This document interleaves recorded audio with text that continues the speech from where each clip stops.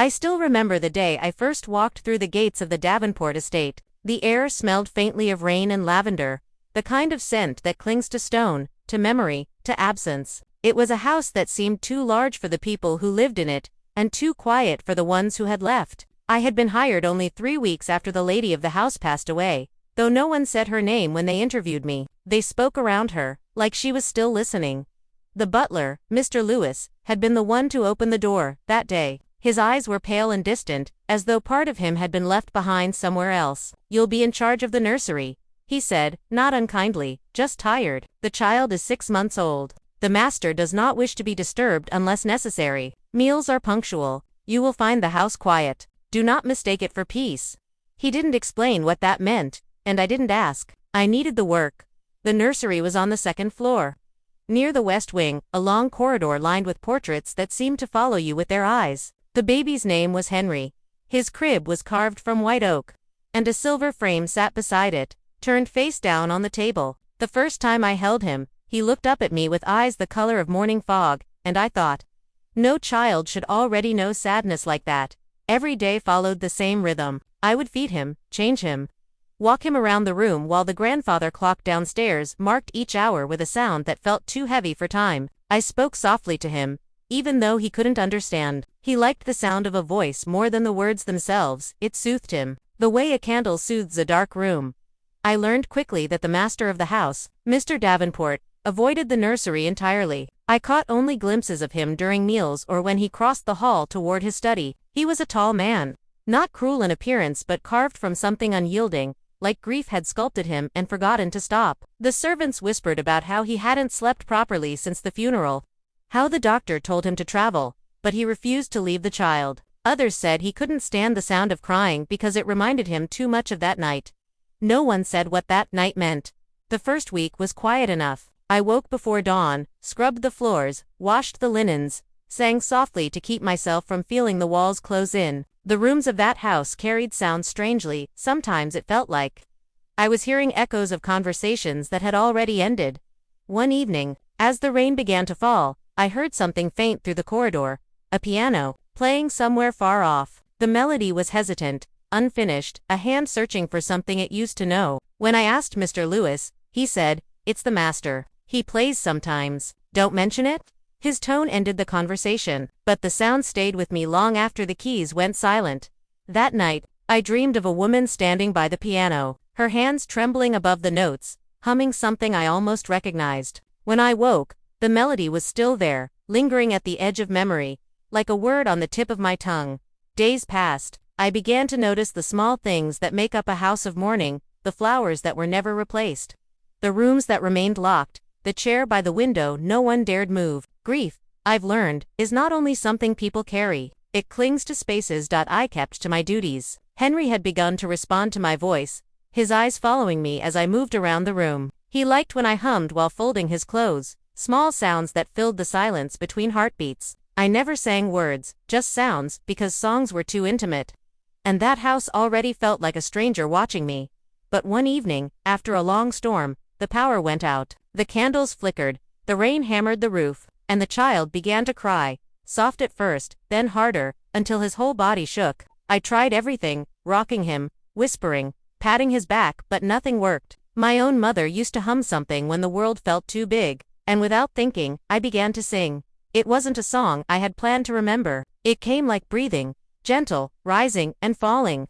A lullaby I had learned long ago from the women at the shelter where I used to stay. I didn't even realize the words had formed until the sound of them filled the room. "Sleep, little one, the night is kind, stars will guard your dreaming mind. Mother's voice will lead you home. You're never lost, you're not alone." The crying stopped. Henry's small fingers clutched my sleeve, his eyes wide but calm. His breathing slowed. I felt something shift in the air, as though the house itself had stopped listening for footsteps and begun listening to me instead.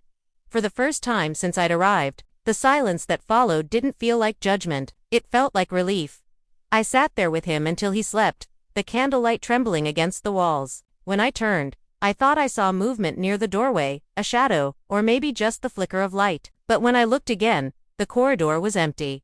The next morning, the atmosphere in the house had changed. Mr. Lewis avoided my eyes. The cook watched me with a look that wasn't unkind, but heavy with curiosity. At breakfast, I heard footsteps outside the nursery. Slower, deliberate, stopping right at the door. Then a quiet knock. When I opened it, Mr. Davenport was standing there. He looked different up close, younger than I expected, though his face carried the exhaustion of someone who had lived a lifetime in a few months. His eyes flicked past me, toward the crib, then back to my face. "You were singing last night," he said. His voice wasn't accusing, just searching. I nodded, unsure what to say. The baby was frightened. "The power, I heard it," he interrupted. His hand trembled slightly on the doorframe. "That song, where did you learn it?" I hesitated. "I don't remember exactly, somewhere a long time ago." He stared at me as though the air had been stolen from the room. "That was my wife's lullaby." The words hung between us, trembling like the candlelight from the night before. I didn't know what to say. His eyes searched mine, not for guilt, but for explanation, as though the universe had played a cruel trick and made her voice live again in mine. He turned away abruptly. "Don't sing it again." Then he left. That night, I couldn't sleep. I sat by the crib, watching Henry breathe, listening to the whisper of the rain outside. I tried to recall where I had learned the song. It had been years ago, before I'd lost my home, before the war scattered us like dust. There was a woman who used to visit the shelter. She sang to the children there, soft melodies that made us forget hunger for a little while. I never knew her name. But now, remembering her voice, I realized it was the same song, and when I closed my eyes, I could almost see her face, soft, gentle, with the same blue-gray eyes as the child sleeping before me. The next morning, I woke to find an envelope slipped under my door. Inside was a single piece of paper, folded neatly. It was blank except for 2 words, written in an elegant, restrained hand: "We need to talk." Signed Mr. Davenport. And that's how it began, not with love, not with recognition, but with a song neither of us knew we had carried all along. I found him in the music room at dusk, though I hadn't meant to find anyone at all. The house had a way of turning my small errands into pilgrimages. A trip to return a folded blanket might become a long walk past the portrait gallery. Then a quiet pause, at a window where the world outside remembered how to breathe. That night the sky was the color of wet slate, and the air smelled like the first hour after rain. I reached the music room door and stopped, not because I was afraid, but because the sound inside wasn't a sound for interrupting. It was a single note, held breath-length, then released. Another, then 2 together. As if a hand had put questions into the keys and was waiting to see if the room would answer.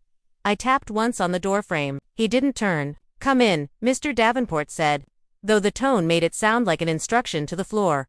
I stepped inside and stood where the light from the tall windows broke into rectangles across the carpet. The piano was an old beige stain, its black lacquer dulled in places by too many years of being touched by people who needed permission to feel anything at all. He sat with his back straight, hands hovering just above the keys, not touching.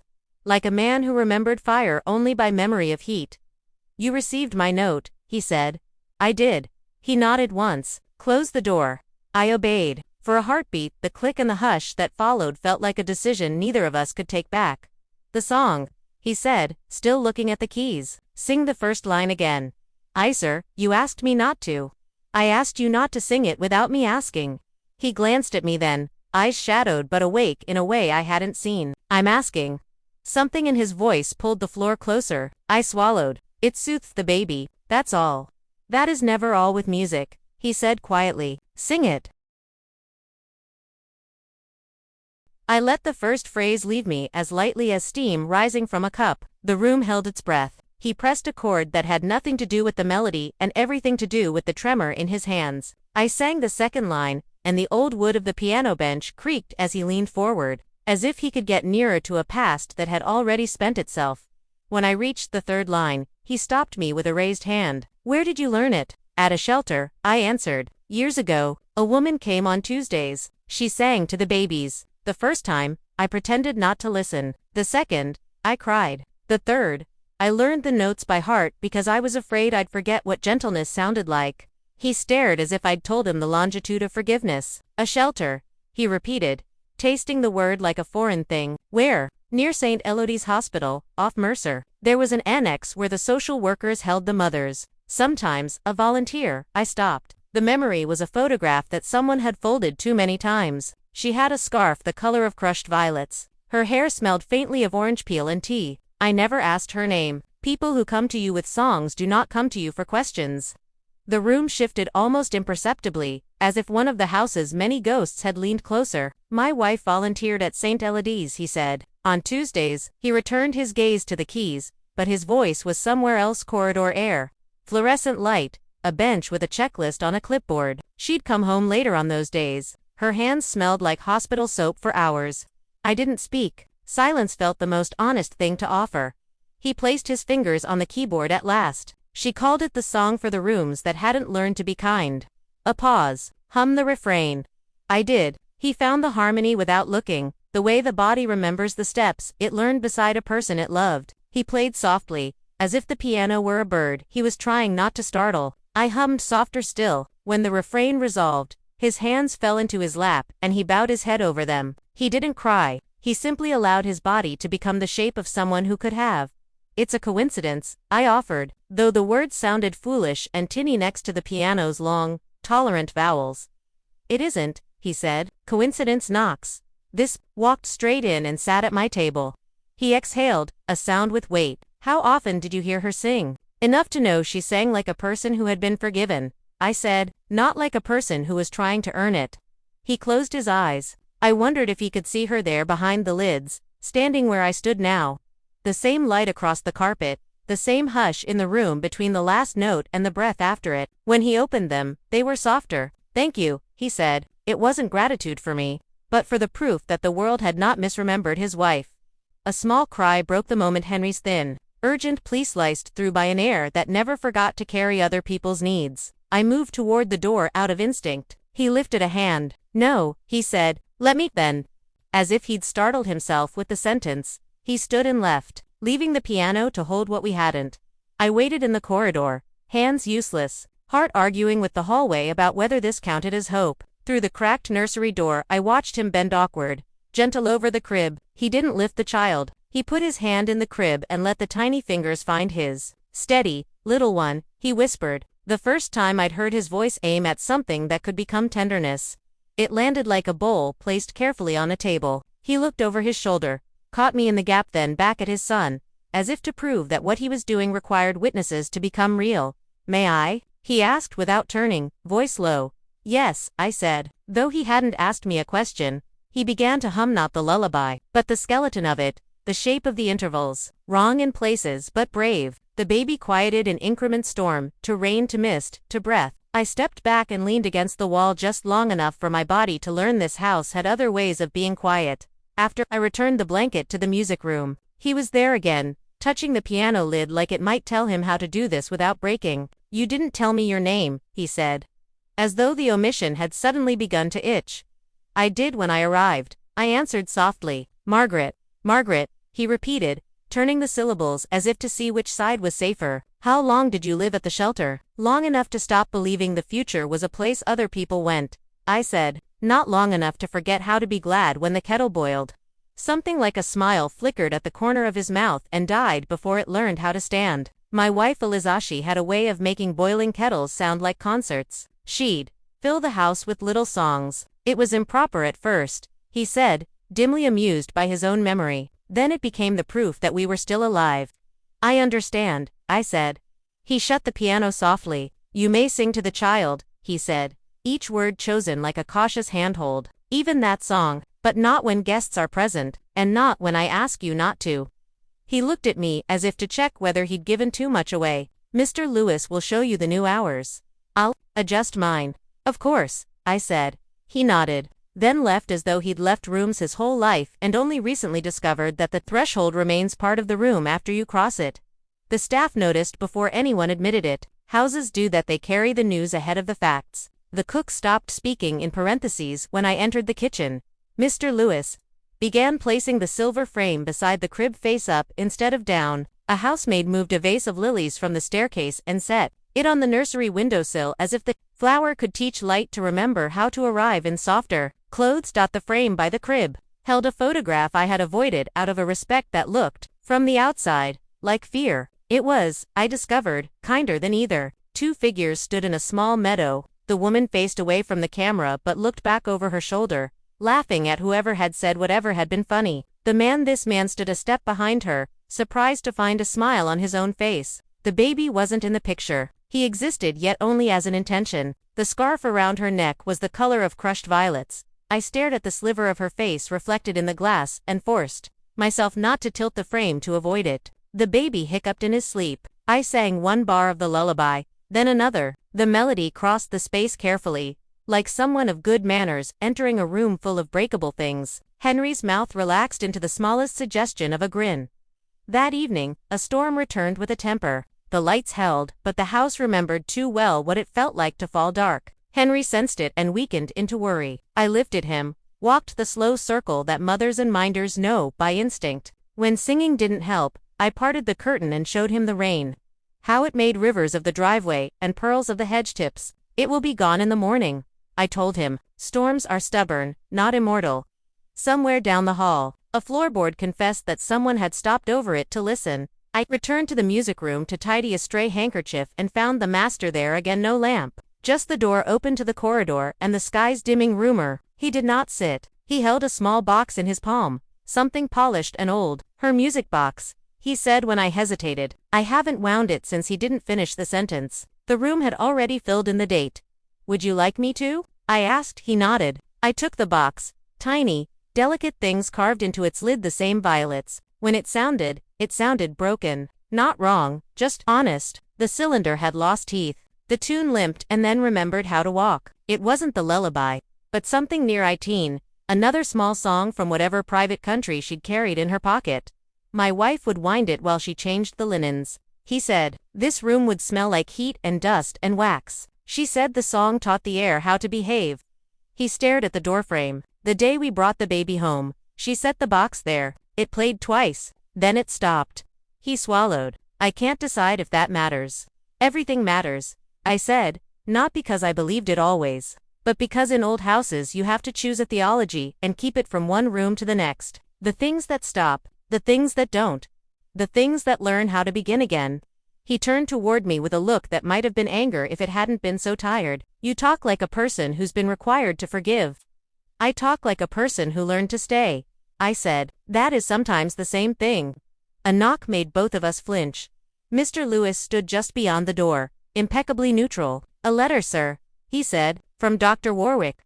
Leave it, Mr. Davenport said, which meant please don't make me read anything heavy while I'm remembering how to lift air. Mr. Lubis retreated and left behind his particular brand of order in which nothing happened by accident and accidents were threatened into compliance. I placed the music box on the piano. He placed his hands on the lid as if to keep memory from rattling out. May I ask you something? I said. He tensed the way a rope tenses when someone slips. If you must. The shelter, I said. Did she ever speak about it, what it meant to her? She said she found parts of herself there that the house didn't have room for. He almost smiled. She said those parts made better tea. Then he folded the smile away. She wouldn't tell me their stories. She said I collected names, like investments. She preferred to leave people their privacy. He paused. I didn't understand. I thought love meant knowing everything. Now I mispronounce the word less often. I nodded. She was right. And you knew her song, he said, eyes narrowing not in suspicion, but in an attempt to see a line drawn between two far points. And now my child sleeps to it. What would you have me do with that? Margaret, tell me, and I will try to obey. Nothing, I said, or everything. His eyebrows lifted and I softened. Let the boy hear her in the safe places, your voice. This room, a hallway where no one is pretending not to walk by. Let the song belong to him, not as a relic, but as a key. He will need keys here. He looked at the corridor as if someone were waiting there to contradict me. And you? I will sing when the house forgets how to. And I will be quiet when you need quiet. I have learned the difference. A long moment opened between us, and for once, the house didn't stuff it with echoes. He nodded once, the smallest bow of a man who had run out of rituals. Very well. He left with the letter he hadn't wanted, and I left with the quiet I hadn't known how to earn. In the nursery, Henry stirred and sighed the way babies sigh when they've decided to stay. I sat in the low chair and watched his breath learn its next lesson. Somewhere in the hallway, a footstep paused. Then moved Anna Mercy. I decided to keep. That night, when the storm burned itself out, the house cooled into a kind of clarity I had never heard here. I set the music box on the windowsill and watched the moon find its shape in the glass. I sang not the song, but something near it, softer than my own thinking. I sang to walls that had taste for pain, to portraits tired of witnessing, to a child who would one day need to know that voices can outlast the people who learn them. The air behaved much later, when the grandfather clock made its large, unnecessary throat clearing at midnight. A paper slipped beneath the nursery door, as soundlessly as apology. I rose and unfolded it in the light spilling from the open hall. Tomorrow, if you have time, I would like you to show me the refrain at the piano. A.D. It was not a command. It was a hand extended across a room where a life had stopped, toward one that was still finding the floor. I set the note beside the frame with the meadow and the scarf, and the woman looking back over her shoulder at someone who had made her laugh. Then I turned the frame slightly, not away, not to, just enough so that when morning came, the first light would catch her cheek and the edge of the scarf and teach the photograph, for a moment, how to be warm again. Henry slept through until dawn. The rain left the driveway, the hedges, the violets. The house remembered how to be quiet without being cruel. And in the music room, the Bechstein waited with its lid shut like a mouth that had decided to speak only when spoken to, ready, finally, to receive the one thing that had not survived the funeral and yet somehow had found its way back. A lullaby learning how to belong to the living. I couldn't sleep after that night. Not after seeing the look in Mr. Davenport's eyes when he realized the song I had sung wasn't mine. It was like I had stolen something sacred without knowing, a melody that didn't belong to this world anymore. The house was still, but I could feel it breathing around me, the walls whispering echoes of things that should have remained unsaid. I sat by the crib long after midnight, listening to the wind brushing against the windows, and the faint sound of rainwater sliding through the gutters. Henry slept soundly, one hand open near his cheek, like he was holding a dream he didn't want to let go of. I hummed quietly, not the lullaby, not even words, just sound, the kind that fills the space between sorrow and forgiveness. When the first light of dawn crept through the curtains, I rose, folded the blanket, and decided that from now on, I would stay invisible. The fewer things I reminded him of, the better. But the next day, fate didn't agree. It was late afternoon when Mr. Lewis found me in the laundry room. The air was thick with steam, the smell of soap and starch clinging to my hands. He cleared his throat softly. "The master would like to see you," he said. "Now." He nodded. "In the music room." The music room again. The very heart of the house, and the one place I feared to enter.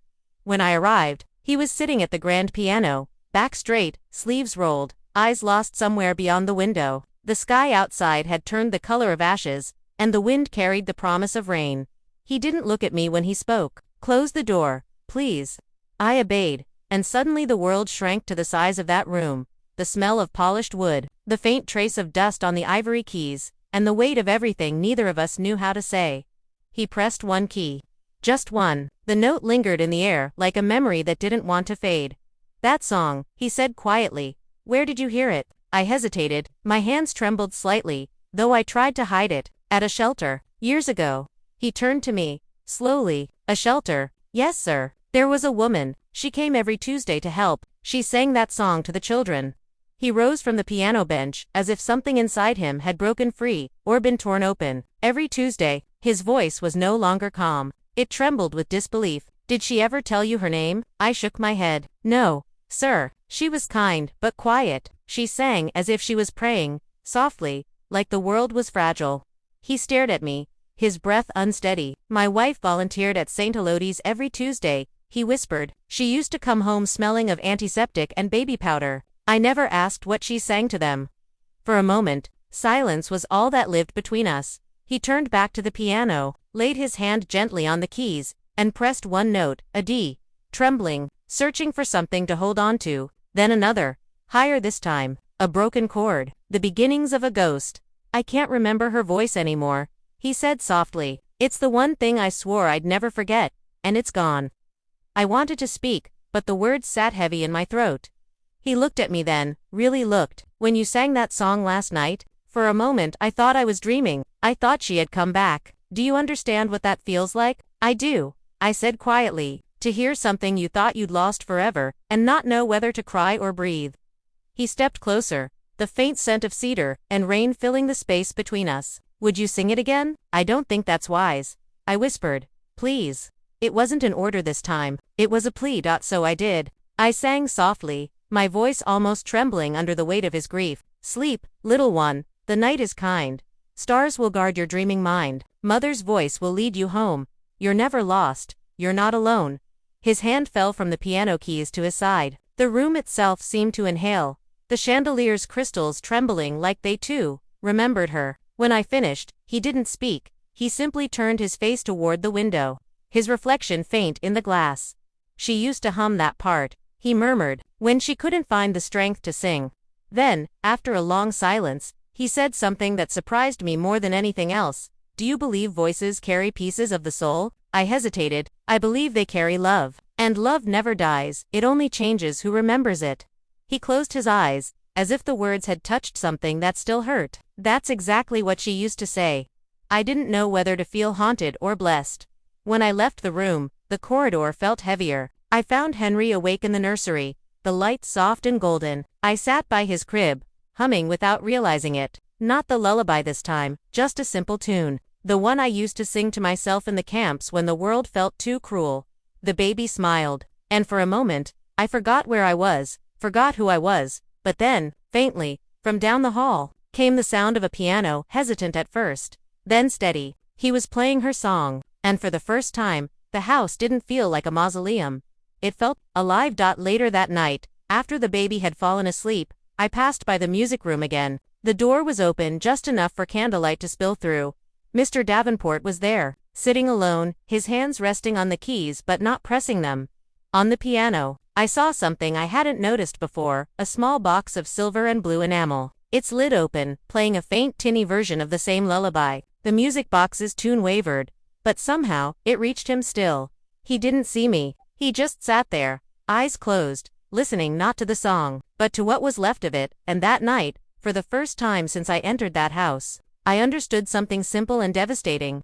Sometimes grief doesn't need words or prayers, only the sound of something you once loved finding its way back to you. Morning arrived gently, as if afraid to wake the house. The sky outside the nursery windows was washed pale with light, the kind that carries no warmth, only memory. I stood by the crib, watching Henry stretch in his sleep, his tiny hands curling and uncurling like petals. Learning how to open. The music box was still playing faintly downstairs. Mr. Davenport must have wound it before dawn. The tune drifted up the staircase, half broken, half beautiful. The lullaby stitched between the creaks of the old house. It sounded like grief learning how to walk again. I had grown used to silence. But this silence was different, expectant, almost kind. Still, I could feel something shifting beneath it, something I couldn't name. It was the same way the air feels before a storm. When I went down to the kitchen later that morning, Mr. Lewis handed me a folded note. His expression was unreadable, but his eyes softened slightly. The master asks that you join him in the study after breakfast, he said. Is there something wrong? He hesitated. No, miss. I think there is something. Unfinished. Unfinished. That word stayed with me as I walked through the hall. The study was a room made of shadows and dust. Books lined the walls in neat, exhausted rows. A large window faced the garden, though the curtains were half drawn, letting in only slivers of gold. He sat behind the desk, head bowed over an envelope that looked too heavy for paper. When he looked up, the expression in his eyes startled me. It wasn't anger. It was wonder mixed with a kind of quiet fear, the look of a man seeing a ghost and realizing the ghost might still have a heartbeat. You said she came to the shelter every Tuesday. He began softly. Do you remember what year that was? 1919. I said. The winter before the armistice. Everything smelled like smoke and salt. People were still looking for their families. He nodded slowly. Yes, that's when she was there. I found a letter she wrote to the hospital director. She mentioned a young woman with eyes that had seen too much who used to stay behind to help her clean the bath. She said that girl had the voice of mercy itself. My breath caught. She wrote that. He handed me the letter. The ink had faded, but the words were still tender. Written with care.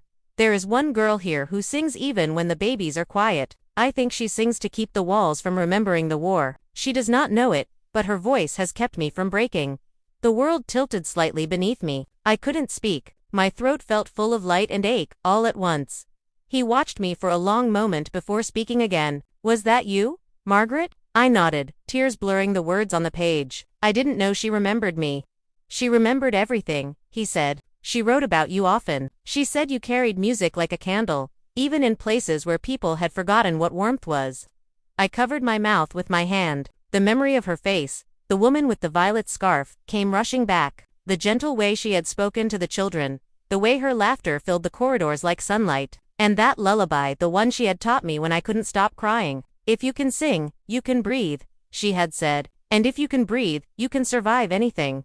The silence that followed was not empty, it was sacred. Mr. Davenport walked around the desk and stopped a few feet away from me. His voice, when it came, was softer than I had ever heard it. My wife. She said the same thing to me once, the day our son was born. He looked toward the window, his reflection caught between the curtains. She sang to him that night. I was outside the room, afraid, terrified, really. The world was collapsing around us, and yet there she was, singing as if nothing could touch that moment. I thought I would always remember the sound, but when she died, it was the first thing my mind took from me. I felt the air tighten. And now it's back, I whispered. Yes, he said, through you. I didn't know what to do with that. To be the vessel of someone else's memory, someone else's love, it felt too heavy, too holy. He must have sensed it, because he said gently, I don't expect you to carry her ghost. I just needed to know where the music came from. He turned toward the shelves, tracing the spines of books absently. Do you know what her last words were? I shook my head. She asked me to play the piano for the baby. I couldn't. I was angry at God, at her, at everything that had the power to leave me. So she sang instead, and I stood in the doorway, too proud to cry, too human to leave. He exhaled slowly, and then she was gone. We stood in silence for a long time. The light moved across the carpet, slow as forgiveness. Finally, he said, will you come to the music room tonight? I want you to teach me the song properly, every note.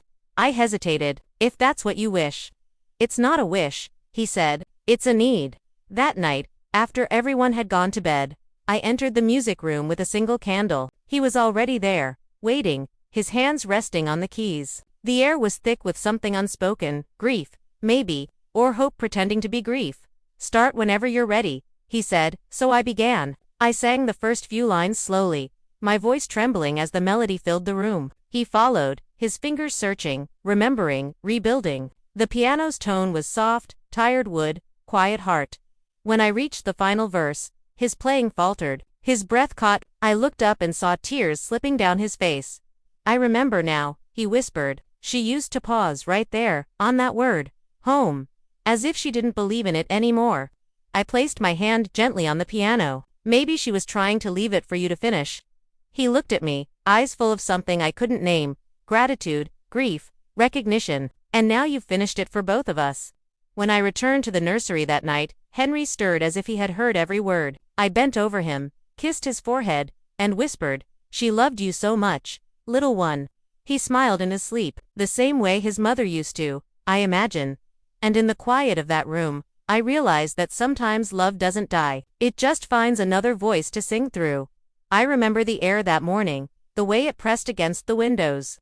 Heavy and still, as if the whole house was waiting to exhale. The fire in the study had burned down to gray ash, and somewhere deep in the walls, a clock ticked with the sound of a heartbeat remembering itself. The night before, we had sung together a broken duet between two people carrying the same ghost. I hadn't expected it to change anything, but when dawn came, something in the house was different. The silence wasn't hollow anymore. It was listening. Mr. Davenport didn't appear at breakfast. Mr. Lewis kept glancing toward the staircase, fidgeting with his pocket watch, but he said nothing. I pretended not to notice, keeping my head down over my tea. The other maids whispered that the master hadn't left his study all morning. By noon, the sound of a piano reached us, soft at first, then rising, trembling, like a hand feeling for something in the dark. It wasn't the lullaby, it was the beginning of a confession. When I went upstairs to bring the baby his milk, I found Mr. Davenport in the hallway outside the nursery. He looked exhausted, as though the night had taken something from him he didn't plan to give. He spoke without preamble. I need to show you something. His voice was hoarse, stripped of pride. I followed him down the corridor, through the double doors of the study. The curtains were open for the first time in months, and the light that poured in didn't know where to rest. It touched the dust, the books, the framed photographs, everything that had been left to grieve in silence. On the desk lay a small stack of letters. I found these last night, he said quietly. They were hidden inside the piano bench. I looked down. The letters were addressed to him, his name written in a woman's hand that seemed both careful and trembling. The ink was brown with age, but still legible. He picked up the first envelope and handed it to me. Would you read it aloud? I hesitated. Sir, I don't think please, he said. And the word was so raw that I couldn't refuse. I opened it carefully, the paper fragile as breath. My dearest Arthur, I know you don't believe in omens, but sometimes they come whether we invite them or not. The world outside these hospital walls has gone quiet, but here, there is music. The nurse hums to the babies. One of them has a voice like spring water. I told her that if she ever forgets the words, she should let the melody find her instead. That's what I do when fear comes for me. I wish I could tell you that I'm not afraid, but I am, not of death, but of being forgotten. If the song stays in her, maybe a piece of me will, too. When you hear it, promise me you won't close the door. Eliza, the room seemed to shrink around us. He turned away, his hand pressed to his mouth. For a moment, I thought he might speak, but instead, he moved to the window, staring at the garden below. That's her handwriting, he said finally. She must have written it during her last visit to the shelter, before the complications. His voice broke on the word. She left the letter for me, but I never saw it. Louis must have hidden them after she died. Maybe he thought he was protecting you, I said softly. He shook his head. He was protecting the house. Me, I was already gone. He turned back to me, eyes hollow but fierce. Do you understand what this means? I think so, I whispered. She left the song for you, he said. Not for me. You were meant to carry it. I felt my throat tighten. No, sir. She left it for her son. For Henry, I was just the bridge. He smiled faintly, a broken, trembling smile. Yes, a bridge. That's what she used to call herself. A bridge between what I was and what I could have been. He sat at the piano again, pulling the letters close as though their warmth might return to him through the paper. I blamed her for leaving, he said, blamed her for dying, even as if she had a choice. He looked up at me, and there was no pride left, no distance, only a man stripped bare of his illusions. I used to think grief was loyalty, he said, but it's selfishness, isn't it? It keeps the dead close so we don't have to live. I didn't answer. Sometimes the truth doesn't need agreement, only silence to sit beside it. That night, he asked me to come back to the music room. The candles were already lit when I entered. The air smelled faintly of sandalwood and rain. Henry slept in his cradle near the window, wrapped in a white blanket. Mr. Davenport stood by the piano. The music box opened beside him. I thought you should be here, he said. She would have wanted that. He sat down and began to play. Slowly, hesitantly, but there was no tremor in his hands this time. He knew the notes now, not just how they sounded, but what they meant. I began to sing. Not for him, not for her, for both of them. And as the song filled the room, I saw something shift in him. The weight that had anchored him for years began to lift, inch by inch, note by note. When the last line came, he stopped playing and looked at me, eyes glistening. Thank you, he whispered. You gave her back to me, and you gave me back to him. He nodded toward the sleeping baby. I smiled through tears. She gave us both a song. We just had to listen. When I left the room, he was still sitting there, the candlelight flickering across his face. He reached for one of the letters, held it against his chest, and closed his eyes. In the hallway, I paused and turned back. For a brief moment, I saw him not as a master or a widower, but as a man, finally learning to forgive the world for being cruel, and himself for surviving it. That night, I dreamt of Eliza. She stood in the garden at twilight, wearing the violet scarf, her hair loose and silvered by the last light of the sun. She didn't speak, she only smiled, then nodded toward the window of the nursery, where Henry slept. The melody drifted between us, her song, my voice, his legacy. When I woke, I could still hear it, faint, steady, alive. And for the first time since I came to that house, I didn't feel like a stranger. I felt like someone who had been called to carry love from one life into another. Years have a strange way of softening a house. They blur the sharp edges of grief, turn echoes into lullabies, and let silence learn how to breathe again. When I think back to those days, to the night I first sang the song that wasn't mine, to the man who froze at its sound, to the letters that found their way home, it feels like remembering a dream that once had weight. The Davenport estate no longer feels like a house of mourning. It breathes now, the way old trees do when spring comes and they remember how to make leaves. It's been 5 years since that night of the confession. Henry is no longer a fragile infant who clung to my sleeve. He's a boy with a voice clear as morning rain. Every evening, before bed, he hums the same melody his mother once sang to him, though he doesn't know all the words yet. Sometimes he invents his own. Mr. Davenport sits in the hallway when Henry sings, pretending to read, but I see the way his fingers tremble, keeping time with the rhythm. He never interrupts. He just listens, quietly, reverently, as if afraid the sound might dissolve if he moves. The first time Henry asked me, "Who taught me that song?" I told him the truth. "It was your mother," I said, "and your father, and a little bit of me." He smiled in that solemn way children do when they understand something too big for words. Then I'll never forget it. He never has. The music room looks different now. The piano shines again, not from servant's polish, but from use. The lid is often left open, the keys warm to the touch. The music box sits on the windowsill, its tune weak but faithful. Every Sunday morning, Henry winds it before breakfast and watches the gears turn. Fascinated by the way sound comes from such small teeth. I still clean the house, though my duties have changed. The staff call me Mrs. Margaret now, even though I'm not married. Perhaps they sense that love, in its quietest forms, doesn't need vows to exist. As for Mr. Davenport, Arthur, he has changed in ways that words cannot quite capture. He smiles more often, though always with that same hesitant grace, like a man learning to speak a new language. He has begun to host small gatherings again. The doctor, the old rector, sometimes even children from the nearby orphanage. He never tells them why the lullaby is played before dinner. He just listens from the piano bench, eyes distant but peaceful, and says, "It's a tradition in this house. It keeps the walls warm." On the anniversary of Eliza's passing, the house becomes a cathedral of light. Arthur places fresh violets by her portrait, the one above the fireplace, painted before Henry was born. He always asks me to join him, though he never says why.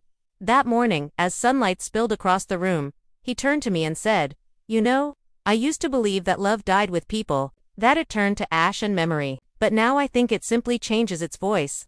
He looked toward the garden. "Sometimes it sounds like a song." I smiled. "Sometimes it sounds like forgiveness."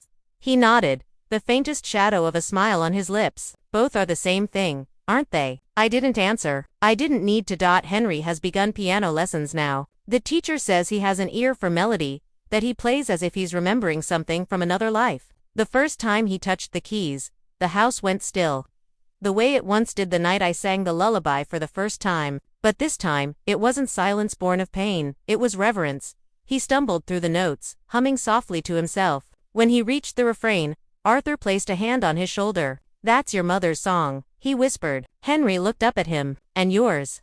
Arthur's throat tightened. "Yes," he said, "and mine." I watched from the doorway, the same place where I had once stood in fear and silence, and for the first time, I realized that this was how the story was meant to end, not with an ending at all, but with continuity, a song passing from one heart to another, reshaped but unbroken. Sometimes, at dusk, when the house is quiet and the sky burns gold through the curtains, I sit at the old piano myself. The keys have aged with time. Their ivory is faintly yellowed, their tones softer, almost fragile. I press one, then another, and the room hums like it's remembering. I think of her, Eliza, the woman who taught me to sing when I had nothing left to believe in. I think of how she gave me not just her melody, but her grace. And I think of him, Arthur, who learned, through the same song, that grief doesn't have to be an ending.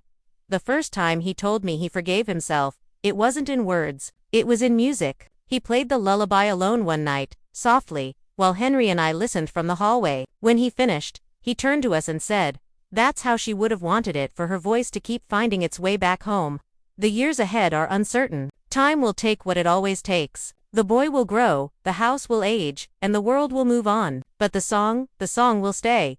I believe that when the wind moves through the violets in the garden, it carries a fragment of that melody, whispering it through the leaves. Sometimes I hear it faintly when I hang the laundry, or when I walk through the empty corridors at dusk. And when I do, I smile.